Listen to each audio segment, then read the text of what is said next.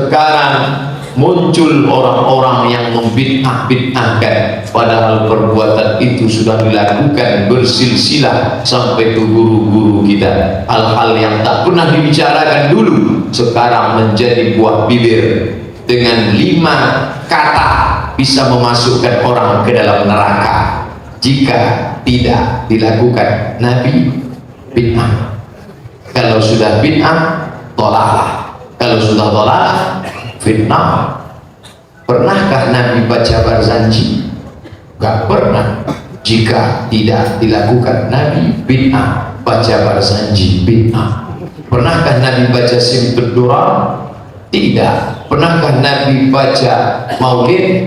Tidak. Jika tidak dilakukan Nabi bid'ah. Bid'ah sama dengan dhalalah, dhalalah sama dengan neraka. Kalau anak cucu kita punya bekal dibid'ahkan, dia senyum aja. Kamu bid'ah, emang masalah buat lo. Tapi kalau dia tidak punya bekal, ketika di dalam majelis itu dia semangat, di tengah jalan dia mikir, dia juga ya, jangan-jangan gua udah masuk bid'ah. Bid'ah enggak. Sampai di rumah hidupkan TV. Bid'ah. Yang punya TV dia. Ketika naik motor setel radio. Bid'ah. Yang punya radio dia juga. Ketika sampai di tempat kerja buka HP. Bid'ah. Yang punya YouTube dia juga. Akhirnya 3 sumber informasi mengatakan bid'ah. TV mengatakan kau pelaku bid'ah, radio mengatakan engkau pelaku bid'ah, YouTube mengatakan kau pelaku bid'ah, masjid mengatakan kau pelaku bid'ah. Akhirnya goyang. Pertama marah, yang kedua galau, yang ketiga mulai membid'ahkan orang. Ini bisa terjadi pada siapa? Jangan-jangan ada yang berbisik, aku juga sudah mulai. Virus ini luar biasa. Ketika kau katakan saudaramu pelaku bid'ah, maka saat itu kau sama mengatakan kau sesat dan penghuni neraka jahanam. Dulu kata bid'ah itu dipakai untuk siapa? Khawarij, Murji'ah, Mu'tazilah, bid'ah khalqil Quran, Syiah. Fulanun mubtadi' yad'u ila bid'atihi. Begitu dalam kitab Jarh wa Ta'dil. Jangan ambil riwayat dia, karena dia mubtadi', pelaku bid'ah. Pelaku bid'ah dipakai untuk Khawarij, Murji'ah, Mu'tazilah, fitnah khalqil Quran, Syiah. Tapi sekarang kata bid'ah ini diobral sedemikian murah, disebarkan kepada seluruh saudara, sehingga ayah membid'ahkan menantu, menantu membid'ahkan mertua. Kelahi hanya karena masalah bulu.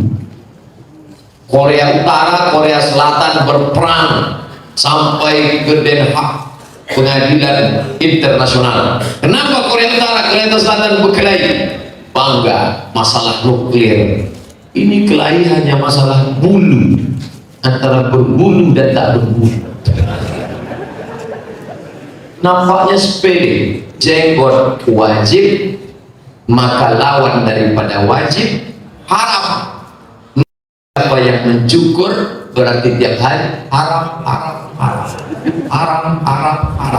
Kalau orang melakukan perbuatan haram setiap hari, maka dia fasik. Orang yang fasik tidak dapat hidayah. Wallahu la yahdil qaumal fasiqin. Orang fasik nggak boleh jadi imam. Orang fasik nggak boleh jadi penceramah. Orang fasik nggak boleh jadi khatib Jumat. Orang fasik nggak boleh menjadi wali nikah. Orang fasik nggak boleh menjadi saksi pernikahan. La nikah illa biwaliyin wa syahidai adlin. Sepele tapi ujungnya fatal, hanya karena bulu.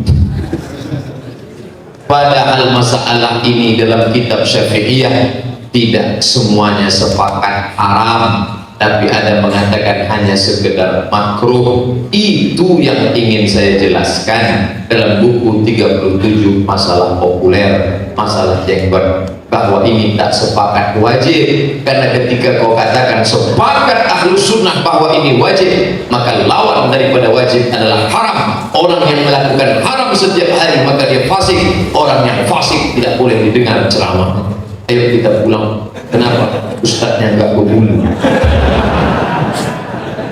Berapa banyak yang mengejek-ejek saya di internet itu hanya gara-gara masalah sepele. Saya jelaskan dalam masalah ini pendapat ulama tidak satu, sesuai dengan bacaan saya. Setelah kiai baca ini dalil-dalil Abdul Somad terlalu kurang, ini dia tambah. Jangan jatuhkan saya karena saya terlalu kurus untuk dijatuhkan. Ini dalil-dalilnya terlalu sedikit, kitab saya banyak, tambah, tolong tambah.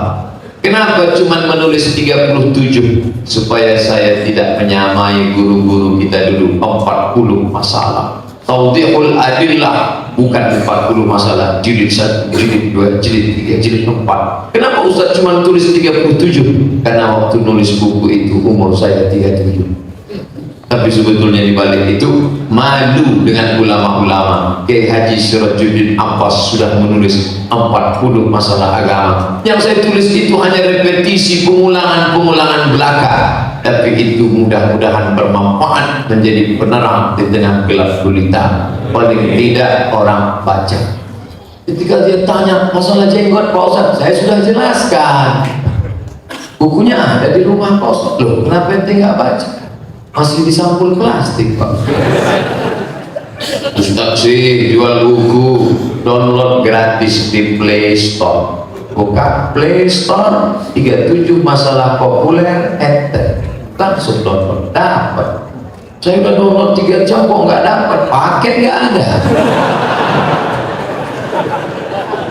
Sekarang kita simpel saja untuk mengeluarkan kita dari kotak-kotak kecil ini. Jangan sampai berkelahi hanya masalah sepele, masalah jenggot orang kelahi lalu kemudian ejek mengejek, yang nggak berjenggot mengejek yang berjenggot. Lu kayak kambing lu.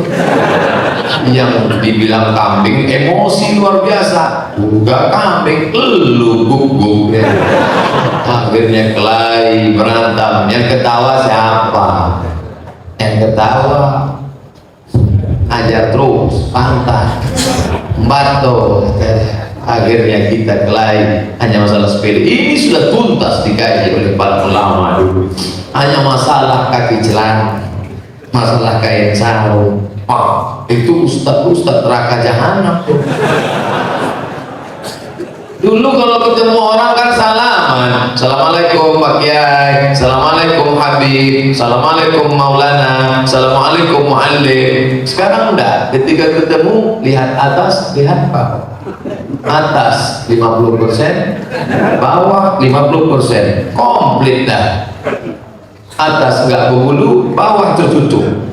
Ini orang tak perlu didengar omongan. Sepele sekali menilai orang hanya ke atas ke bawah. Man asfalal ka'baini finnar, di bawah mata kaki masuk neraka. Yang di bawah mata kaki masuk neraka. Hadis itu sahih, tapi pemahamannya bisa jadi saking kalau hanya satu hadis. Hadis itu dijelaskan hadis yang lain. Apa bunyi hadis yang lain? Man jarra thawbahu khuyala, kalau dia menjulurkan, memanjangkan bentuk mata kaki, khuyala, kalau sombong. Kalau nggak sombong nggak apa-apa, kata Imam Syafi'i. Kalau nggak sombong nggak apa-apa, kata Imam Nawawi dalam kitab Al-Minhaj Syarah Sahih Muslim Ibn Al-Hajjaj. Kalau nggak sombong nggak apa-apa, kata Imam Nawawi lagi dalam Riyadhus Shalihin. Kalau nggak sombong nggak apa-apa, kata Imam Syaukani dalam Nailul Awtar.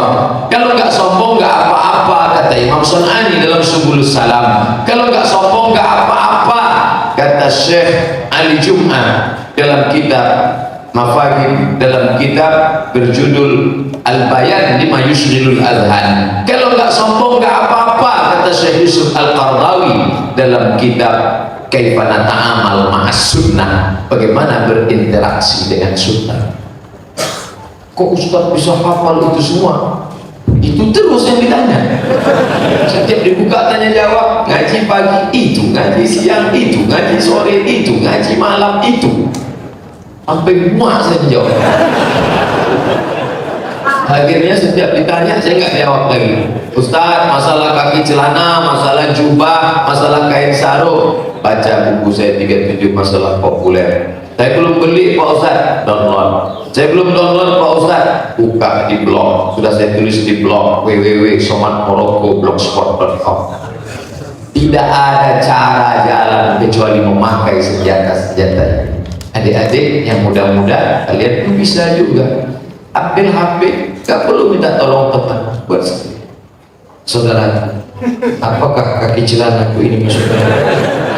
Tidak. Kalau nggak sombong nggak apa-apa kata Imam Syafi'i, nggak sombong nggak apa-apa kata Imam Syaukani, nggak sombong nggak apa-apa kata Imam Sonani, nggak sombong nggak apa-apa kata Syekh Qardawi, nggak sombong nggak apa-apa kata Syekh Ali Jum'ah, nggak sombong nggak apa-apa kata Syekh Maulana. Maka selesai 1 menit, masukkan upload ke Instagram. Bagi yang suka tolong like and share. Kita sudah mendamaikan orang. Saya bukan nyuruh yang sudah berjenggot potong jenggot. Bapak sudah berjenggot, lanjutkan. Ya, rapikan. Tapi ketika kita kelahi hanya gara masalah ini, tipis sekali pergaulan kau. Masalah kaki celana, yang sudah motong kaki celana, ya nggak usah disambung lagi. Tapi kelahi hanya gara-gara ini, wah. Ejek mengejek juga saya nggak senang. Ada kawan yang udah motong, dia lihat ente kayaknya nambah tinggi ini sekarang. Ya kelahi itu singgung. Kalau yang motong kaki celana kelahi dengan yang kaki celananya panjang, yang ketawa siapa? Yang nggak pakai celana. Tak keprok terus, ajar kita senang. Ente kelahi masalah bulu, ente kelahi masalah celana, kami ambil tanah kamu, kami ambil bisnis kamu, kami ambil ruko kamu. Akhirnya kamu baru sadar. Ketika sadar kita sudah hancur berkeping. Makanya kita bangga ada satu momen-momen kita bangkit menyuarakan. Saya tidak ingin menggiring orang kepada pendapat saya. Itu saya tulis di muka di mana. Tetap SMS masuk ke HP saya. Pak Ustadz, tadi kakak saya ngamuk, katanya almarhum papa kalau meninggal jangan dibacakan talqin. Kalau kalian bacakan talqin, kupancung kepala. Mancung kepala itu zaman dulu kan karena 3. Pertama, an-nafsu bin nafsi, pembunuh dipancung. Yang kedua, as-sayyibu zani, sudah menikah berzina dilempar batu sampai mati. Yang ketiga, at-tariqu lidinihi al-mufariqu lil jamaah, orang yang murtad itu yang dihukum mati. Sekarang kok baca talqin dipancung?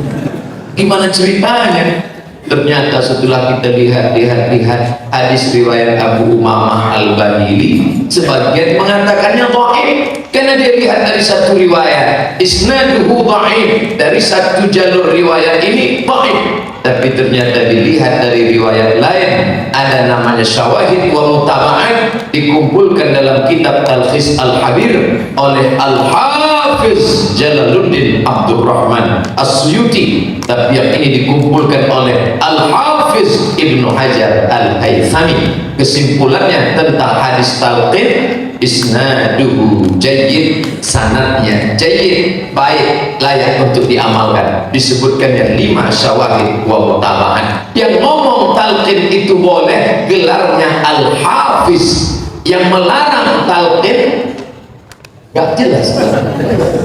Kalau disebut Al-Hafiz dalam ilmu hadis, dalam kepalanya 300.000 hadis, 300.000 hadis.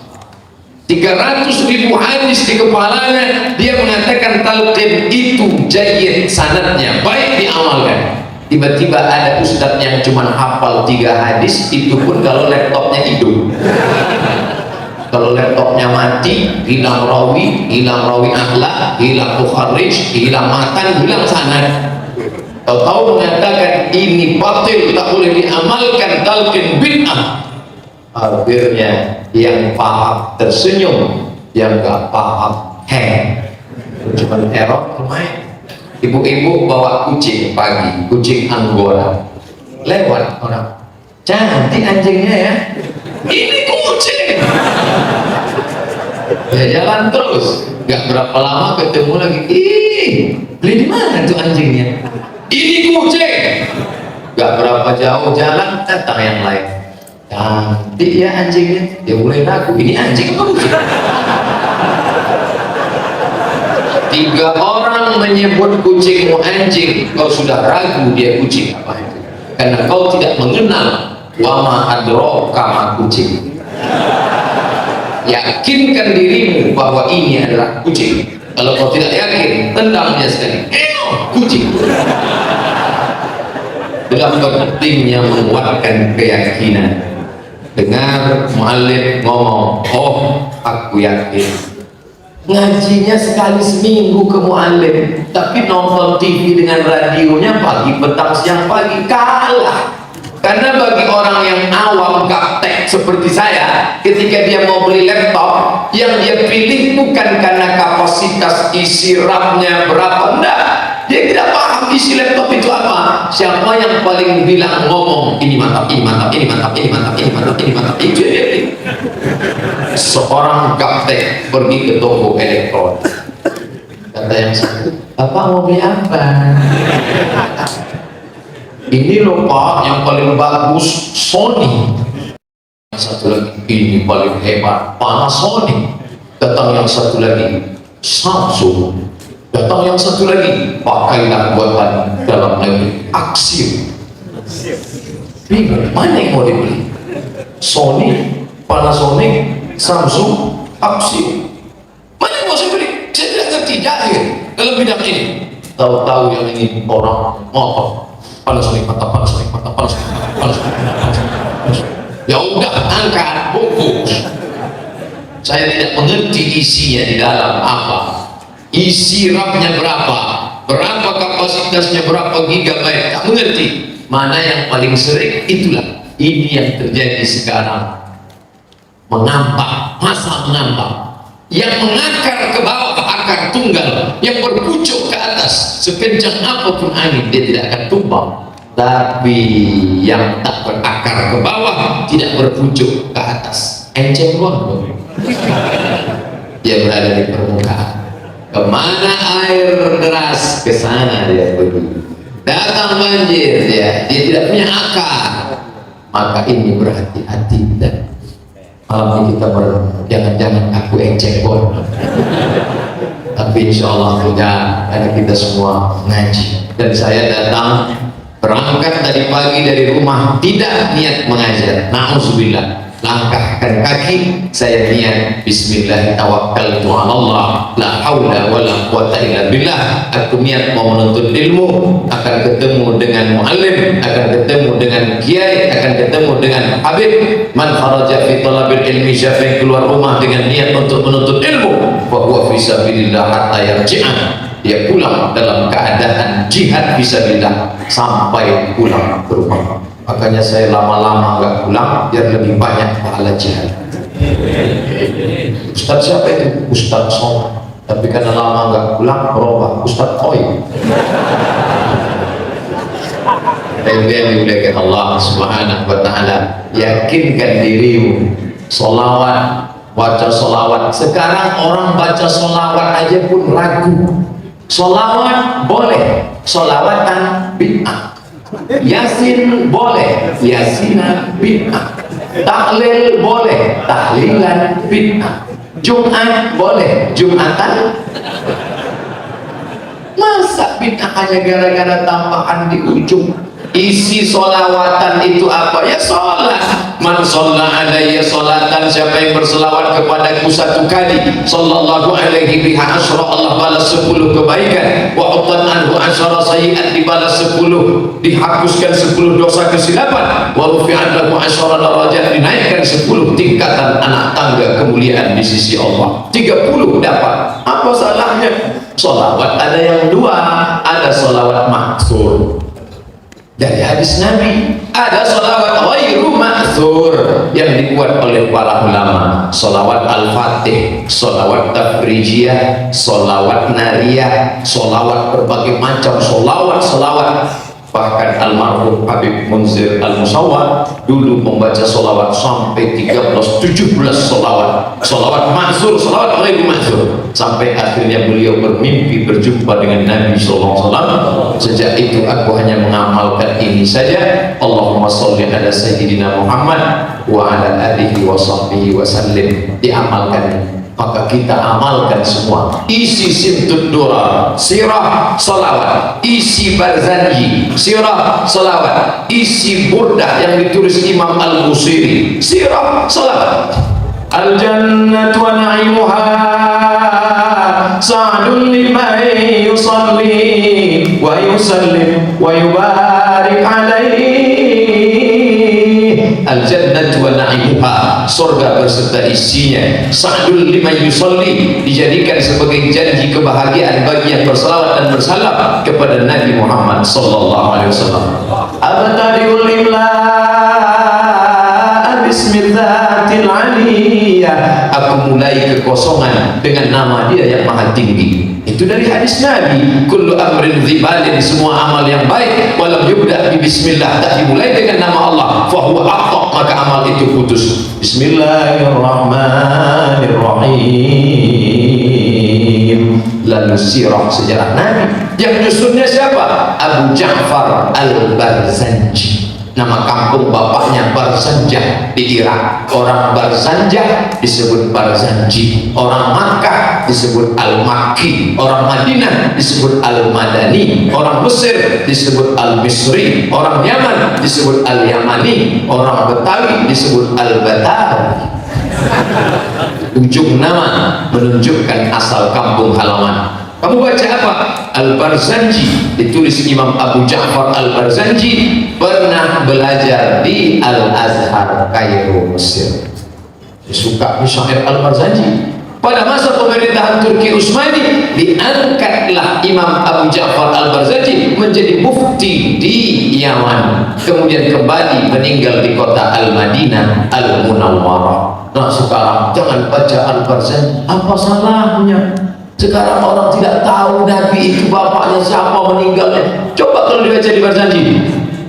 Walamma tamma min hamlihi, ketika hamilnya syahrani, 2 bulan, ala ashhuril aqwalil marwiyah, menurut bulan yang paling masyhur pendapat ulama, tufiya bil madinatil munawwarati, meninggallah bapaknya di kota Al-Madinah Al-Munawwarah. Abu, bapaknya Abdullah. Menetes air mata orang yang mendengar. Kenapa? Terbayang Aminah dalam hamil tua, dalam keadaan mengandung tapi tak ada suami, melahirkan. Ibu-ibu hamil ketika mendengar syair Barzanji, tegak ya. Suami ibu kemana? Lagi keluar kota. Gak sedih hamil, sedang keluar kota suaminya. Gak ada apa-apanya dibandingkan Aminah yang menghamilkan suaminya sudah meninggal dunia. Taunya dari mana? Dari Al-Barzanji. Begitu ibu hamil bacakan Barzanji, saat anak akikah bacakan Barzanji, jamaah haji pulang bacakan Barzanji, tutup mahallul qiyam, sallallahu ala Muhammad sallallahu alaihi wasallam, marhaba, disambut dengan marhaba. Marhaba diambil dari 3 huruf, rohaba. Rohaba artinya tanah lapang. Kenapa kita menyebut marhaba? Hati kami lapang menyambut kedatangan engkau, wahai Sayyidina wa Maulana Muhammad sallallahu alaihi wasallam. Tadi saya datang diucapkan marhaba, selamat datang Ustaz Abdul Somad. Hati kami lapang menerima kedatanganmu. Saking lapangnya hati Kiai Muallim Sohibul Bait, maka keluarlah makan cepat, keluar kopi Betawi, keluar anggur, keluar buah-buahan, tapi satu pun tak sempat dicicipi. Sebelum lanjut, jangan lupa dukung terus channel Hijrah Reaction. Terima kasih. Karena semua pada sibuk selfie, nggak mungkin foto sambil. Artinya semuanya senang. Nah, dari dari mana di dalil buat salawat-salawat ini? Buka kitab Asy-Syama'il Al-Muhammadiyah yang ditulis oleh Imam Abu Isa Ibnu Sawrah At-Tirmidzi, meninggal tahun 275 Hijrah, murid kandung langsung dari Imam Al-Bukhari, Muhammad bin Ismail bin Ibrahim bin Mughirah bin Bardisbah Al-Bukhari punya murid namanya Abu Isa Ibnu Sawrah At-Tirmidzi, menulis kitab Asy-Syama'il Al-Muhammadiyah, bagaimana sorban Nabi, bagaimana rambut Nabi, bagaimana sendal Nabi, bagaimana pakaian Nabi. Asy-Syama'il Al-Muhammadiyah. Dia tulis pula kitab Jami' At-Tirmidzi yang juga disebut Sunan At-Tirmidzi. Ketika ada seorang sahabat memuji-muji Nabi dengan syairnya, Nabi tidak marah.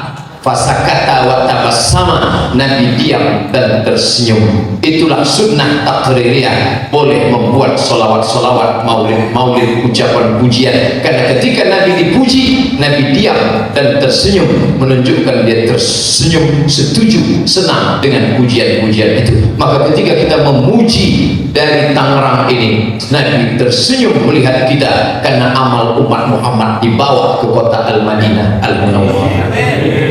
Inna salatakum ma'rudatun alayya, salawat kalian dibawa ke makamku, kata Nabi. Salawat dari Tangerang dibawa 9.000 km. Kalau tidak percaya, ukur sendiri. Sahabat itu bukan sekedar enggih, bukan sekedar iya, tapi sahabat juga rasional. Kaifa salatuna ma'rudatun 'alaika wa qad arimta, bagaimana mungkin salawat kami dibawa ke makammu padahal engkau sudah hancur dimakan tanah dan cacing-cacing. Kata Nabi, innallaha harramal arda ajsadal anbiya, Allah mengharamkan tanah memakan jasad para nabi. Jasad Nabi tak dimakan cacing tanah. Ustaz percaya itu 1000%. Pernah lihat makam Nabi dari luar? Iya. Dari dalam diusir, haji roh beda kul bin Allah beda. Anda bisa melihat, tapi Allah Maha Kuasa.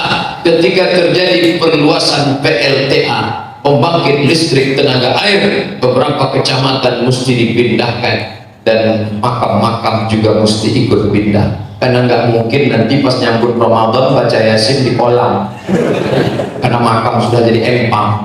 Akhirnya makam pun dipindah. Salah satu makam ulama begitu digali, jangankan jasadnya, jangankan dagingnya, kain kafannya pun tidak berubah, putih bersih, dijaga Allah Ta'ala. Allah cuma ingin mau kasih tahu pada lo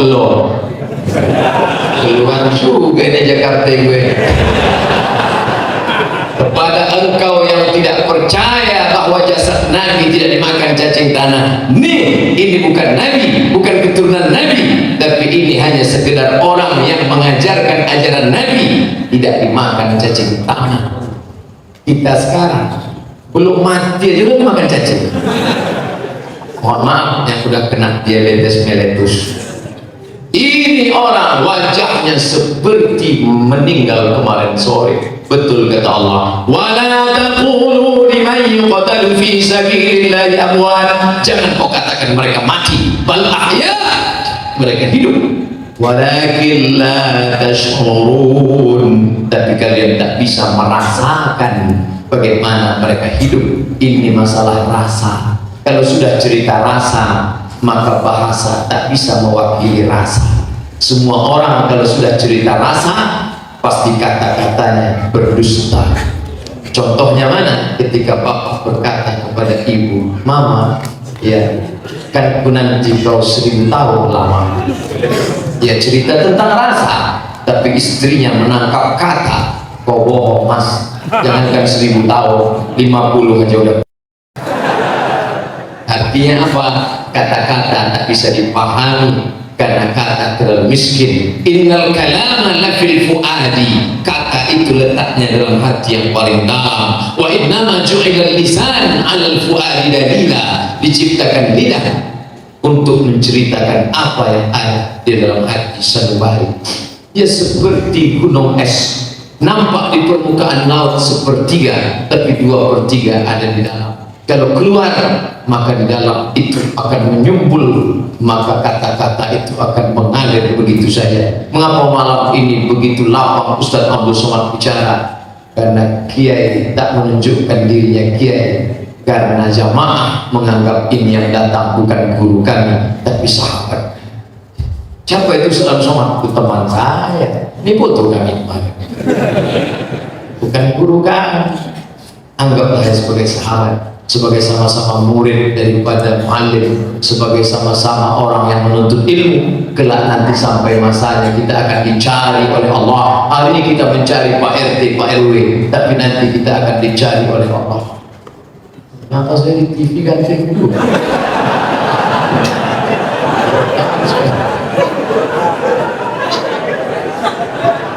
Ainal mutahabbuna bi jalali, kata Allah dalam hadis qudsi. Ainal mutahabbuna bi jalali, mana orang yang dulu di dunia berkasih sayang karena aku. Hari ini aku mau cari dia. Azilluhum tahta zilli, aku mau naungi dia di bawah naunganku. Yauma la zilla illa zilli, hari ini tak ada naungan kecuali naungan aku. Darah seni tak bisa dibunuh.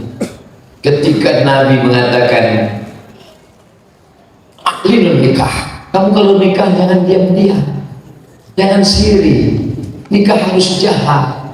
Katanya mazhabnya Syafi'i, bismillahnya jahat, nikahnya kok siri? Harus umumkan. Ij'aluhu fil masajid, buat akadnya di masjid, bukan di rumah, buat di masjid supaya orang melihat siapa tuh, oh dia nikah. Wadribu alaihi bidufuf, pukulkan gendang. Nabi enggak mengatakan pukulkan gendang tapi lu jauh-jauh sono tanah lapang, enggak. Kata Nabi buat di masjid, pukulkan gendang, telepang-telepong. Sekarang namanya marawis, apa kayak namanya, baik, gak salah. Maka ketika beliau ngaji, habis ngaji ngantuk, capek, oke, baca nasyid. Kami ketika sedang ngaji sama Sayyid, lalu kemudian yang lain, dia ingat ini, baca nasyid. Tegak satu nasyid, suaranya bagus.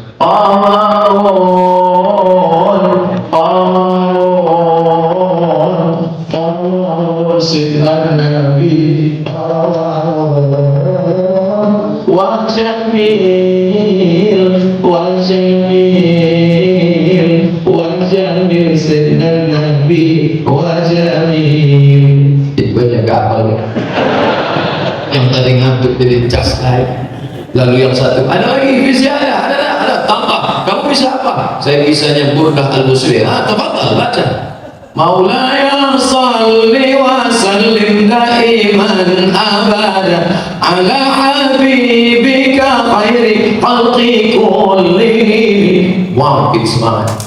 Tapi tetap dalam jalur seni yang digariskan. Ketika darah seni dibunuh, maka wajahmu menjadi wajah pembunuh. Yang wajah-wajah seram itu kalau dibawa 2 kali selawat, insya Allah putus Quran seram. Enggak ada seninya. Arab. Saya nanya karena saya nggak paham masalah lagu Bayati, Soba, Sika, Naawan, Jaharka. Maka saya naik mobil sama Qori internasional, juara 1 di Kuala Lumpur. Juara, seluruh Qori di dunia dikumpulkan, dia juara 1. Anda yang musabaqah dunia akhirat menang juga.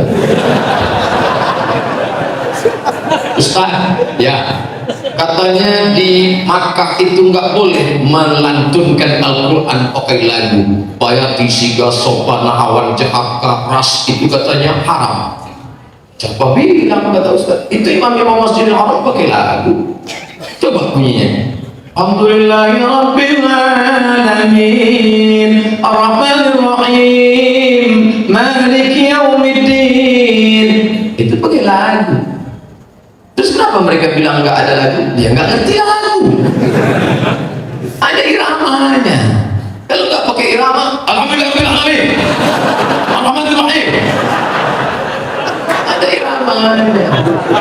Maka ketika ayat boleh pakai irama, kenapa sholawat nggak boleh pakai irama? Maulaya salli wa sallim daiman abada ala habibika khairi khalqi kullihim. Ada iramanya dalam diri kita ini, ada garasinya. Kadang nggak diduga yang mengatakan haram sholat itu haram, tapi ketika dia jangan-jangan kakinya goyang juga. Ada garasi ini. Azan aja pakai lagu as-salatu khairun minan naum. Pakai lagu. Coba azan nggak pakai lagu. Allahu Akbar, Allahu Akbar. Lagu Indonesia lain. Allahu Akbar, Allahu Akbar. Itu kalau maghrib. Kalau subuh Allah. Kalau lagu Malaysia Allahu Akbar, Allahu Akbar. Sejuk bawahan. Kenapa di Malaysia itu sejuk? Pekerjaan ada. Jadi lagunya tenang. Indonesia enggak. Allahu Akbar, Allahu Akbar.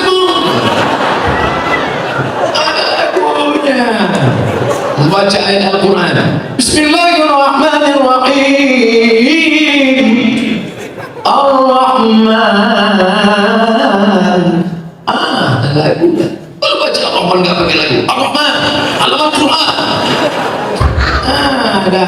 Tapi ketika engkau masukkan lagu-lagu yang tidak sesuai dengan tarannum Arabi, itu merusak makharijul huruf, merusak tajwid. Itu boleh lagu Melayu dimasukkan, ya rusak dia. Lagu Melayu masuk ke dalam azan, Allahu Akbar.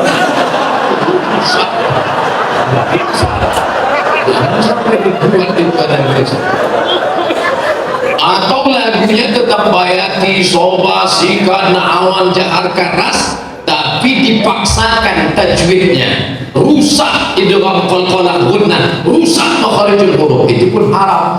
Iyyaka na'budu.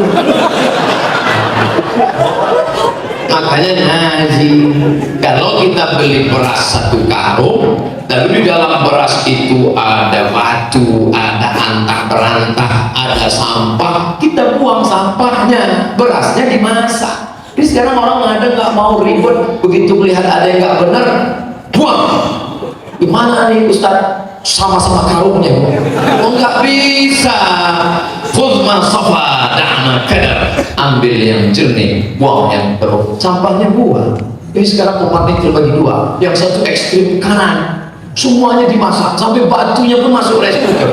Ini nggak benar, ini sampah. Tapi ada satu lagi ekstrem kiri, buang batunya, buang berasnya, buang karungnya, campakkan semua. Ini pun nggak benar. Yang benar itu yang mana? Manhaj wasatiyah. Wa kadzalika ja'alnakum ummatan wasata. Ketika melihat murid sudah mulai agak mengantuk, guru pun dia tengok, mana mursyid, mana mursyid. Mursyid diambil dari kata nasyid, syair-syair. Orang yang membacakan itu namanya mursyid, yang dibaca. Ayuhal mustaqu la atanami. Ayuhal mustaq, wahai engkau yang rindu kepada Nabi, la tanami, jangan bawaan mau tidur saja. Guru sedang nyindir murid, dia tengok muridnya, agak dia suruh buat syair. Ayuhal mustaqu la atanami. Wah, gitu semangat muridnya.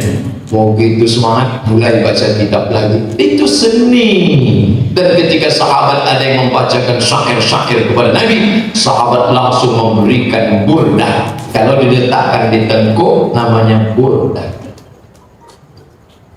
Tengkuk, burdah. Dan Nabi itu burdatun khadra, di atas tengkuknya, di atas bahunya, di atas pundaknya memakai sorban khadra berwarna hijau. Coba tengok apa warna dinding, hijau. Apa warna hijau, hijau. Kata Imam Al-Ghazali, kalau mau mata awet banyak-banyak melihat warna hijau. Jadi bapak pulang besok pagi kasih istri belanja uang warna hijau aja ya. Kok nggak merah pak? Karena kata Ustaz tadi malam aja. Kata kamu beda. Kalau yang merah ini mata saya yang nggak awet. Warna hijau, sorban warna hijau. Kalau diletakkan di pundak di tengkuk namanya burdah. Kalau dililitkan di kepala namanya imamah. Kalau sekedar ditutupkan saja di atas namanya utrah. Akhirnya satu, tiga dibuat Nabi. Wa ala ra'sihi imamatun sauda. Nabi masuk ke kota Makkah tahun 8 Hijrah. Di atas kepalanya ada sorban berwarna hitam. Ada sorban hitam, ada sorban hijau, ada sorban putih. Saya di rumah ada nyimpan sorban hijau, panjangnya 4 meter. Enggak pernah saya pakai. Sampai sekarang belum. Tapi di kamar pernah.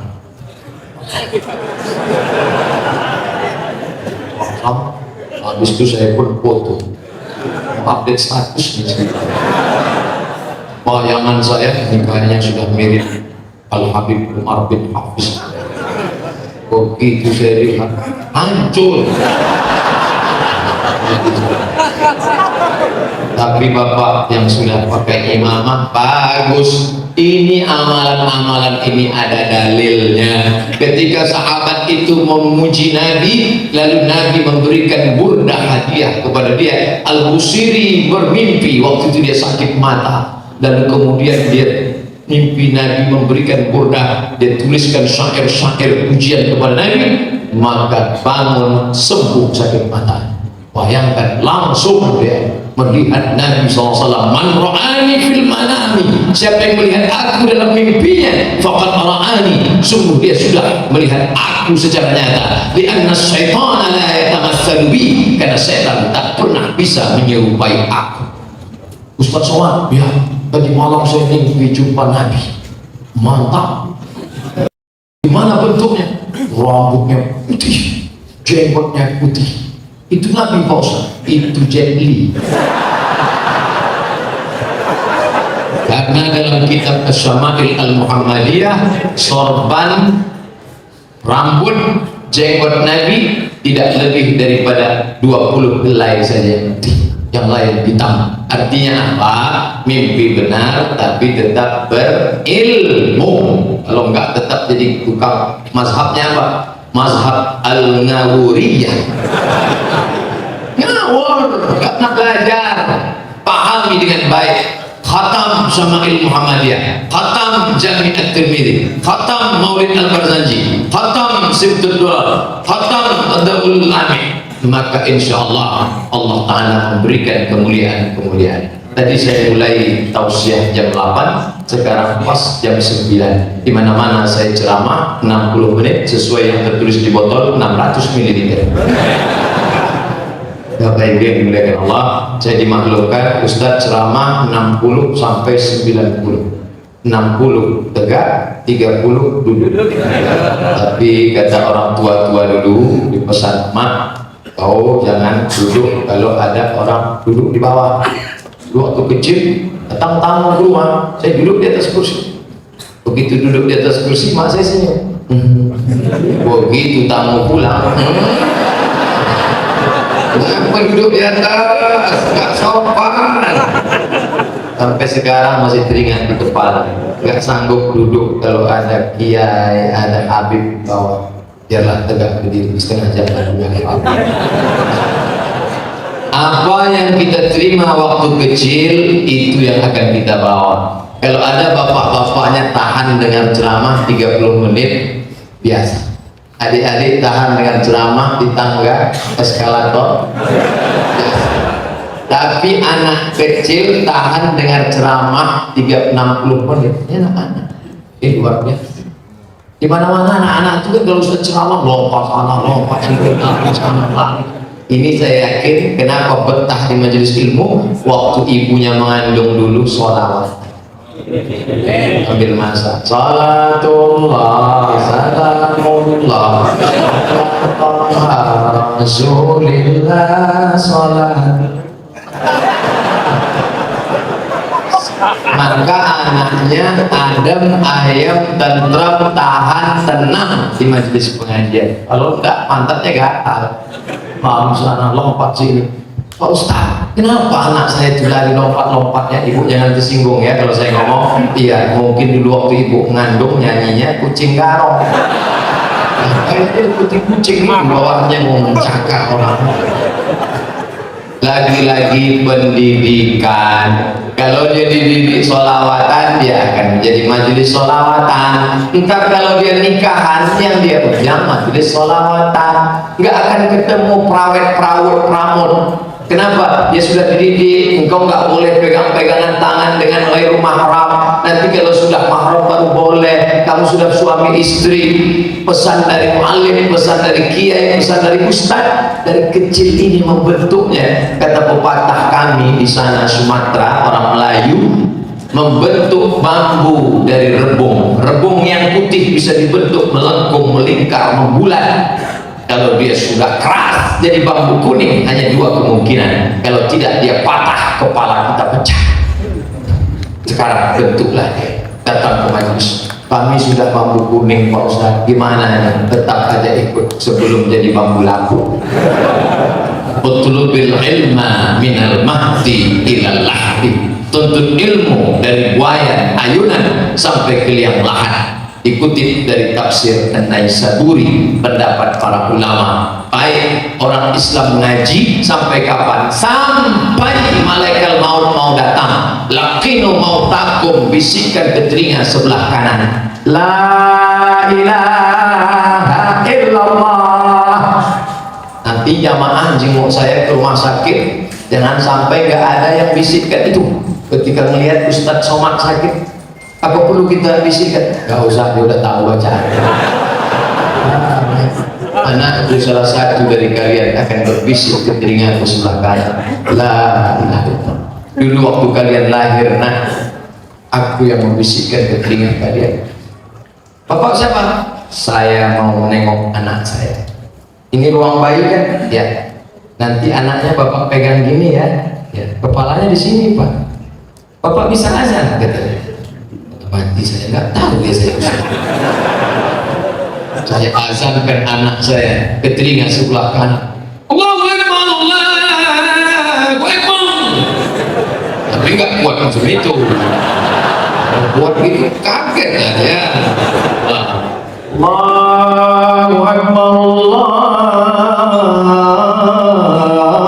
Akbar. Meleleh air mata. Nah, aku tak ingin kau kaya, tapi kau tak ingat Allah. Aku tak ingin kau jadi pejabat, tapi kau lupa Allah. Yang ku inginkan kau soleh. Sekarang kau lahir, aku yang membisikkan ke telingamu. Tapi nanti saat aku sakratul maut, berpisah kita terakhir, engkaulah yang membisikkan ke telingamu sebelah kanan. Nah, itulah kenikmatan punya anak. Kita nggak pernah mengatakan kamu harus jadi PNS, harus jadi pengusaha, harus jadi bupati, gubernur, wali kota. Nanti buatkan aku rumah yang besar, belikan aku mobil yang besar, carikan aku bini yang besar. Kita nggak pernah ngomong begitu. Kita cuma minta Rabbi habli minas shalihin, berikan aku anak yang soleh. Kalian, kami Pak Ustadz belum punya anak. Ngomong sama istri, pulang dari situ, Adillah, bila kau nampak tanda-tanda kematian, maka kau bisikkan ke telingaku sebelah kanan, la ilaha. Sekarang Mas, nanti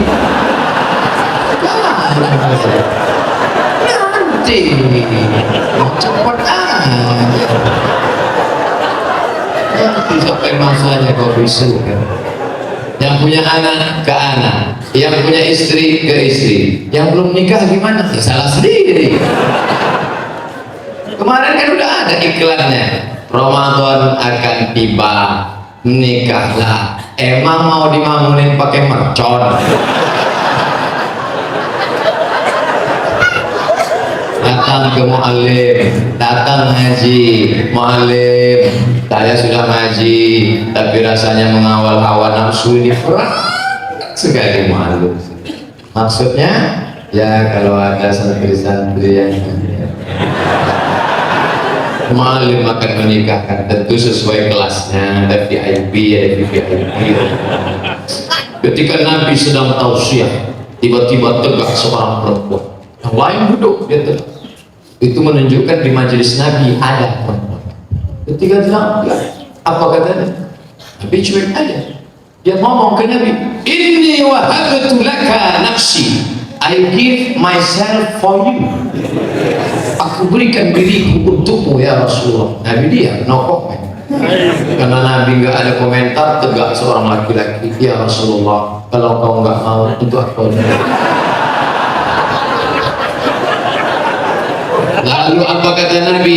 Iltamis walau khataman min hadidin. Pulang ke rumah, carilah walaupun cincin terbuat dari besi. Hanya buat cincin besi untuk siap-siap.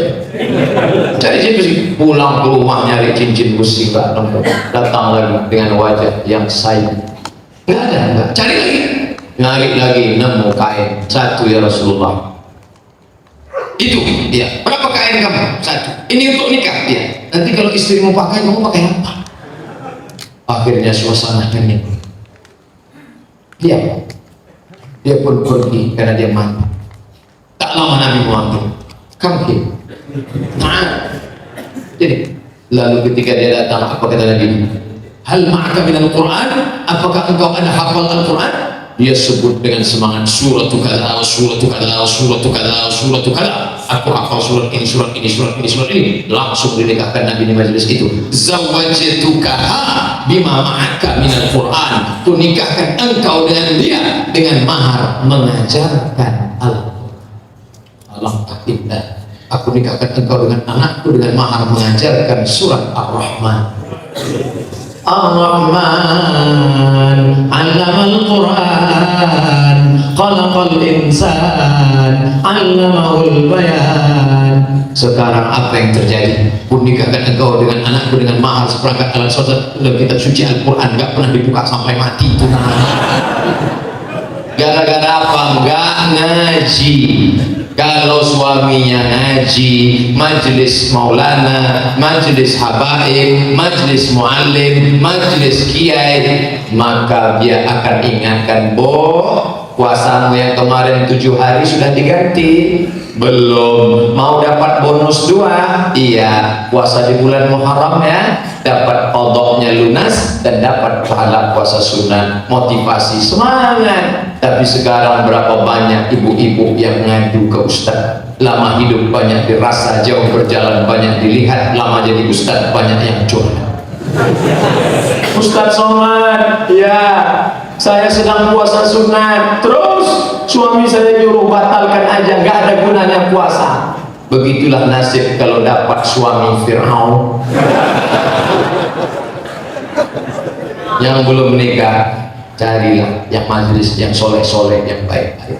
Yang sudah nikah, cukup. Nih, yang anak-anak muda nih, luar biasa. Maka tidak bisa dirusak karena apa? Ngaji, ngaji, ngaji. Masalah kuliahnya di mana? Ya nggak apa-apa. Kamu kuliah di mana? Di UI. Jurusan apa? Fakultas Kedokteran. Baca kitabnya, mantap. Kamu kuliah di mana? ITB, Institut Teknologi Bandung. Mantap. Ini sudahlah nggak pandai teknik, baca kitab nggak bisa. Disuruh buka benerin HP, bautnya berlebih. Orang kurang lebih. Yang mau dibawa ini apa? Sekarang banyak orang sudah meninggal dunia, tapi namanya tetap harum semerbak. Hari ini ada orang meninggal, tapi masih dikenang. Berapa nama yang saya sebut dari nama orang-orang yang sudah meninggal? Imam Syafi'i 204, sekarang 1436. Imam Tirmizi 275, sekarang 1438. Imam Bukhari 256, sekarang sudah 1438. Sudah berapa lama mereka meninggal, tapi namanya tetap harum semerbak. Menulislah supaya orang di masa akan datang tahu bahwa kau pernah hidup di masa lalu.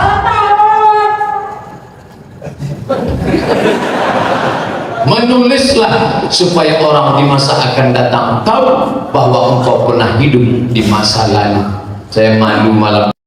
Saya katanya kuliahnya di Mesir, di Arab, habis itu di Maroko, di Arab. Bukunya bahasa Indonesia. Tapi muallim kita kitabnya bahasa Arab, bahasa Arab, bahasa Arab, bahasa Arab. Ternyata jangan angkuh, jangan sombong. Ini ada ustadz yang sombong. Apa kamu nggak tahu kalau saya ini S1, S2, S3 di Arab? Saya ini 10 tahun di Arab. Pak Doktor, kalau cuma lama di Arab, ontal bilang. Di Arab lama-lama ngapain aja? Maka yang penting itu isi kepalamu.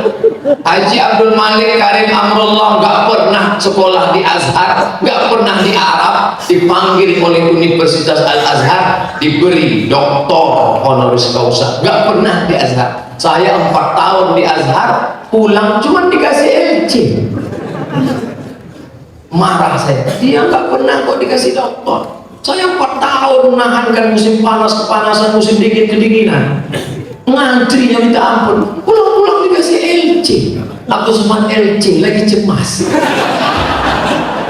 Ternyata ilmu tidak bertempat dimanapun belajar. Nanti kalau ada yang membanggakan Ustadz kami doktor, Ustadz kami profesor, Ustadz kami, apa yang sudah dia buat? Mana kitabnya, mana karyanya, apa kekuasaan Allah yang diberikan kepadanya? Ini semua bangkitkan semangat ngaji, ngaji, ngaji. Yang sudah ngaji, alhamdulillah, malam ini semakin bertambah semangatnya ngaji, alhamdulillah. Tapi jangan gara-gara melihat saya malah jadi nggak semangat ngaji. Aku nggak semangat ngaji sejak dengar ceramah Ustaz itu. Kenapa? Dia terlalu banyak ngaji, sampai kurus begitu.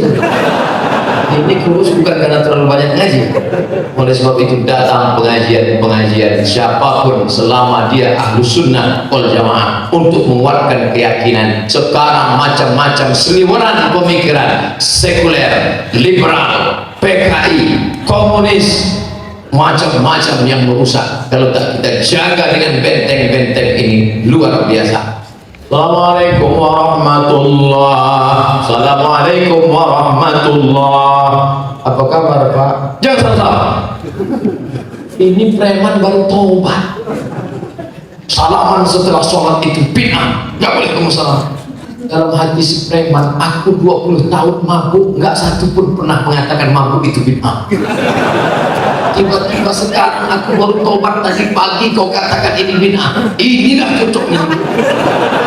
Akhirnya terantam dia hanya gara-gara. Padahal Imam Nawawi 700 tahun yang lalu Imam Nawawi sudah membahas masalah ini. Sebelum sholat dia sudah salaman, selesai sholat salaman lagi, mubah. Sebelum sholat enggak salaman, selesai sholat baru salaman, sunnah. Enggak salaman sebelum sholat, selesai sholat salaman, sunnah. Sebelum sholat sudah salaman, habis sholat salaman lagi, mubah. Yang enggak boleh itu sedang sholat salaman. Allahu Akbar.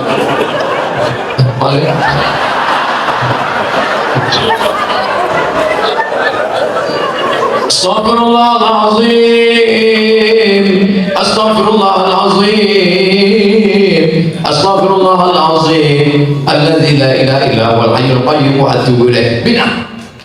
Karena Nabi cuma mengucapkan pendek astaghfirullah, astaghfirullah, astaghfirullah. Nambah astaghfirullahalazim alladzi la ilaha illa huwal atubu ilaih. Bid'ah, bid'ah masuk neraka. Bingung ini. Masa ucapkan astagfirullah. Makanya dalam hadis dikatakan bangkit bangun dari ruku, sami'allahu liman hamidah. Nabi mengajarkan Rabbana lakal hamdu mil'us samawati wal ardi mil'u ma syi'ta min syai'in ba'du. Tapi ini ada orang bacaannya lain.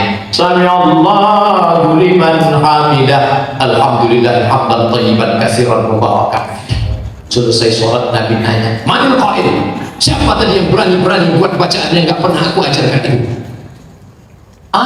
Ya gentleman, dia ngaku saya yang baca itu. Apa kata Nabi? Ra'aitu bid'an wa salasina malakan yabtadirun. Aku lihat 39 malaikat turun dari langit berlomba ingin mencatat doa yang kau baca. Seandainya pakai kaidah, kalau tidak dibuat Nabi bid'ah, pasti Nabi berkata, siapa yang pandai-pandai buat tadi? Aku lihat malaikat maut mencabut nyawa, bukan kau. Nabi puji doa dia karena doa itu tidak diajarkan Nabi tapi maknanya baik. Komentar Ibnu Hajar Al-Asqalani dalam Fathul Bari syarah Sahih Al-Bukhari, jawazu ihda zikri, boleh membuat bacaan ghairul ma'zur yang tidak diajarkan Nabi, ma lam yukhalif bil ma'zur, selama tidak bertentangan dengan bacaan yang ma'zur. Yang ngomong gitu siapa? Al-Hafiz Ibnu Hajar Al-Asqalani. Oleh sebab itu maka ngaji. Masalah bacaan astaghfirullahaladzim alladzi la ilaha illa huwal hayyul qayyum wa atubu ilaih. Allahumma antas salam wa minkas salam wa ilaika ya'udus salam fa hayyina rabbana bis salam wa adkhilna al-jannata dar salam. Tabarak rabbana wa ta'ala ya dzal jalali wal ikram. Ahlan wa sahlan wa marhaban bi asatidatina. Kita ucapkan selamat datang. Ahlan artinya kedatangan dianggap sebagai keluarga. Sahlan segala urusan dimudahkan Allah. Marhaban artikan yang lapang menerima. Ini anak muda yang gak ngaji, ketika saya sampai di hotel, apa kata dia? Welcome Pak Ustaz. Well bagus, come datang. Welcome datangnya bagus, pulangnya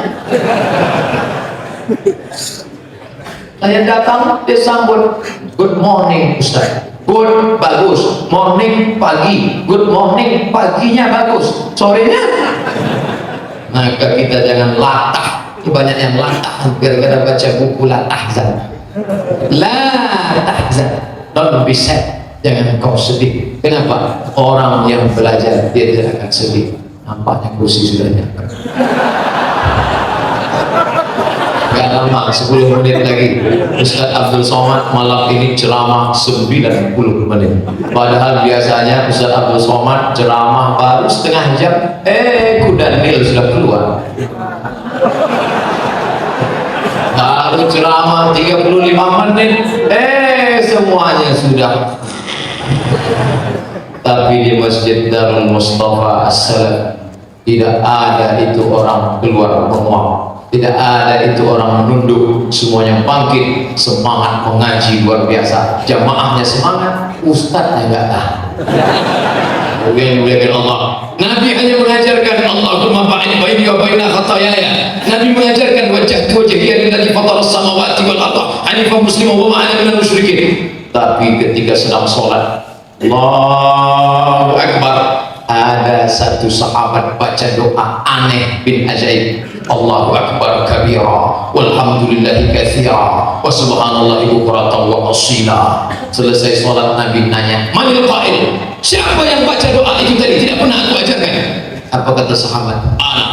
Aku yang baca doa itu ya Rasulullah. Apa kata Rasul? Futihat abwabus sama, terbuka pintu-pintu rahmat dari langit karena doa yang kau baca. Tak pernah diajarkan Nabi. Coba kalau pakai kaidah tadi, jika tidak diajarkan Nabi bid'ah, pasti Nabi bertanya, siapa yang pandai-pandai buat Allahu Akbar kabirah tadi? Neraka jahanam tempatnya. Tapi Nabi memuji dia. Apa kata Sayyidina Abdullah ibn Umar ibn Khattab? Sejak mendengar hadis ini, aku tidak pernah meninggalkan sekalipun dalam sholatku Allahu Akbar kabira walhamdulillahi katsira wa subhanallahi bukratan wa asila. Maka batal kaidah 5 jari kalau tidak dibuat Nabi. Bid'ah banyak sekali perbuatan yang tak dibuat Nabi tapi tidak bid'ah. Siapa yang memberikan solusi? Imam Muhammad bin Idris Asy-Syafi'i. Kalau dibuat Nabi sunnah, tidak dibuat Nabi tapi dia masih dipayungi dalil yang umum, maka dia disebut dengan bid'atu huda. Tapi kalau dia bertentangan dengan sunnah, maka disebut bid'atun mazmumah. Karena kaidah ini memasukkan sahabat Nabi ke dalam neraka jahanam. Na'udzubillah. Ada sahabat Nabi namanya Abu Hurairah. Sebelum tidur malam, dia ambil tali, dia buat simpul alfa uqadah, 2000 simpul. Lihat kitab Syiar A'lam An-Nubala, ditulis oleh Imam Az-Zahabi. Abu Hurairah sebelum tidur malam 2000 simpul. Maknanya apa? Berzikir 2000 kali subhanallah subhanallah subhanallah subhanallah. Tidak pernah dibuat Nabi. Apa pernah ada Nabi menyebut, hai orang-orang beriman, kalau kau mau tidur ambillah tali jemuran, lalu kau simpul 1000 simpul, lalu tali. Tidak ada. itu murni inisiatif dari Abu Hurairah radhiyallahu anhu. Apa namanya itu? Tidak pernah dibuat Nabi. Itulah cerdasnya Imam Syafi'i. Itu namanya bid'atu huda. Itu pula pujian Umar bin Khattab ketika melihat sholat tarawih ramai dengan Imam Ubay bin Ka'ab. Apa kata dia? Ni'matil bid'atu hadhihi. Sebaik-baik bid'ah adalah ini. Isyarat tentang bid'ah hasanah, bid'ah huda sebagai lawan dari bid'ah dhalalah. Ilmu usul fikih pertama penyusunnya Muhammad bin Idris Asy-Syafi'i dalam kitab Ar-Risalah. Dia panggil muridnya Rabi' Al-Muradi. Rabi', kemari tuliskan risalah. Risalah adalah surat. Rabi' Al-Muradi mengambil kertas, dia tulis risalah Syafi'i lengkap. Selesai dalam satu kali duduk 300 halaman, tanpa Google, tanpa Play Store, tanpa maktabah syamilah, semuanya di kepala Syafi'i.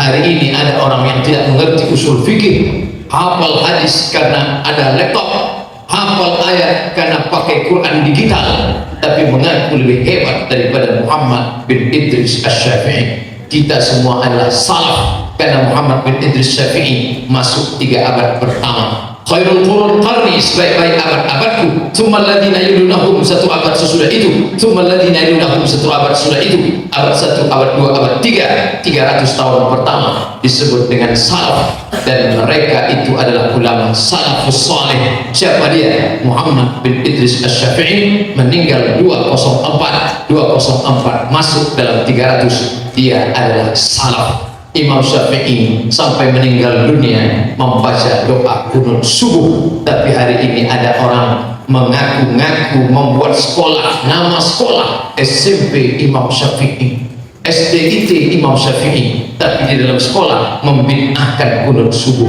mengkhianati Syafi'i. Casingnya Syafi'i, signalnya Syafi'i. Oleh sebab itu maka saya tidak fanatik kunut, tapi kalau kunut dihina maka dia sudah menghina ilmu. Itu yang kita tidak senang. Bahwa dulu ulama belajar 4 mazhab, ya, paling tua Hanafi, nomor 2 Maliki, nomor 3 Syafi'i, nomor 4 Hambali. Semua ulama kita belajar 4 mazhab, tapi ketika dia kembali ke kampung halaman, dia tetap memakai mazhab am yang dipakai, karena kalau tidak akan menimbulkan fitnah. Saya di Maroko, mazhab kami Maliki. Semua syekh-syekh saya di Maroko mazhabnya Maliki, dan Maliki itu tangannya lepas ke bawah. Allahu Akbar. Kalau saya pulang ke Riau sholat begini, Allahu Akbar. Apa kata jamaah? ISIS. Apakah salah? Tidak salah. Lalu tak salahnya mana? Menimbulkan fitnah. Makanya ketika Imam Masjidil Haram Syekh Abdul Rahman As-Sudais, doktor di Makkah, dia tidak pernah menjaharkan bismillah, tapi ketika imam di Istiqlal ayatnya Sabbihis, di pertama dia baca bismillah, Bismillahirrahmanirrahim, Alhamdulillahirabbil alamin. Selesai amin. Orang penasaran, kira-kira nanti sebelum surat baca bismillah lagi enggak ya? Bismillahirrahmanirrahim, Sabbihisma rabbikal a'la. Karena dia tahu dalam mazhab Syafi'i dibaca bismillah di awal Fatihah, dibaca basmalah di awal surat. Dia tak ingin menimbulkan fitnah. Sekarang ini mau menyatukan umat atau mau memecah umat hanya dengan membangkit-bangkit, membongkar-bongkar khilafiyah. Kita sibuk ngajak umat masuk masjid, malah ada yang ngobok-ngobok keluar masjid. Wali Songo mengislamkan orang kafir, sekarang ada lawan dari Wali Songo mengkafirkan orang Islam. Luar biasa. Maka ini solusinya tidak sekedar tabligh akbar, ngaji malam Senin, ngaji malam Selasa, ngaji malam Rabu, ngaji malam Kamis malam Jumat enggak ngaji, baca Yasin, bid'ah. Ya haula wala quwwata illa billah. Semua hadis-hadis tentang Yasin palsu, dikirim WA saya. Semua hadis tentang Yasin palsu. Man qara'a Yasin fi lailatin, siapa yang baca surat Yasin pada suatu malam, asbaha maghfuranlah, pada waktu subuh dia sudah diampunkan Allah. Isnaduhu jayyid, sanadnya jayyid, ditulis oleh Imam Abul Fida Ismail Ibnu Katsir dalam kitab Tafsir Al-Qur'anil Azim, Tafsir Ibnu Katsir. Mengkhianati Imam Ibnu Katsir. Kita bukan tidak menghormati perbedaan, yang kita benci adalah membangkit khilafiyah dan menutup fakta-fakta ilmiah bahwa hadis tentang surat Yasin itu ada yang sahih, ada yang sahih sekalipun. Kata Imam Al-Hafiz Jalaluddin Abdurrahman As-Suyuti dalam Tadribur Rawi Syarah Taqrib Nawawi, andai dia sahih tetap bisa dipakai karena masih terpayungi dengan 5, bukan dalam masalah akidah, bukan dalam masalah halal haram, masih ada dipayungi hadis sahih secara umum, dan tidak ada periwayatnya yang kadzab, pendusta, dan dia untuk fadhail amal, motivasi, maka tidak menjadi masalah walaupun dia dhaif, karena cukup 5 syarat. Apalagi memang ada yang tidak dhaif di dalam. Yang jadi masalah kita bukan orang yang baca Yasin, yang jadi masalah kita adalah orang yang buka Yasin nunggu orang mati. Baca Yasin ketika ada orang mati enggak masalah, tapi nunggu orang mati baru buka Yasin masalah. Baca Yasin enggak masalah, tapi seumur hidup baca Yasin masalah. Masih enggak masalah juga Pak Ustaz, daripada enggak buka Quran sama sekali. Betul juga.